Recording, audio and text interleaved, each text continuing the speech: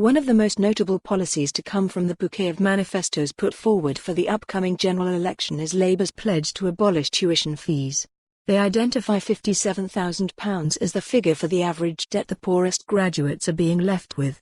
That's a hefty debt figure for anyone to be carrying around, but it's especially heavy if you're entering the job market for the first time.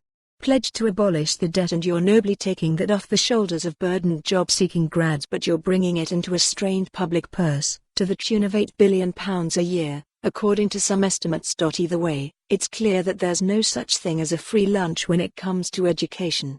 Given that, it's worth having a look at some of the key financial variables. I understand it's ugly to financially quantify the real value of education, but I believe if you're basing billion-pound policies on it, you would be remiss to not look at what it brings back to the country economically. A recent breakdown of figures from Universities UK suggests a salary premium of £10,000 on graduates over non-graduates. Over a 40-year working career, that's an extra taxable £400,000 being drawn into the UK economy per graduate. If 777,000 individuals achieve a degree-level education, as they did last year, then that is a total of an extra £310 billion taxable income being added to the UK economy between now and 2059. Add to that the £21.5 billion the sector contributed to our GDP last year, 1.2% of the total, and you have a figure of £1.17 trillion being contributed by higher education to the UK economy over the next 40 years. So, clearly, education pays.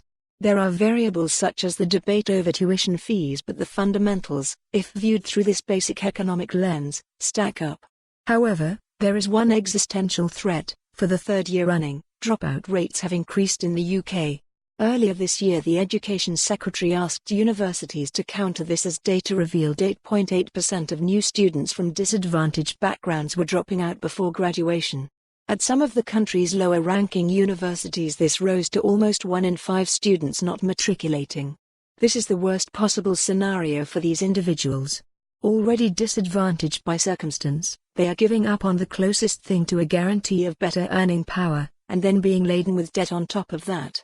If education is to be the great leveler our society so badly needs, then rising dropout rates, especially among poorer students, are the nemesis we must tackle. It's worth seeing this in other contexts too. Predictably, we are not the only country dealing with these issues. Globally, the world is only going to get more competitive, so to have your population underserved when it comes to the golden ticket of education is clearly not a good idea. Another angel. For more on this story, visit the news article link.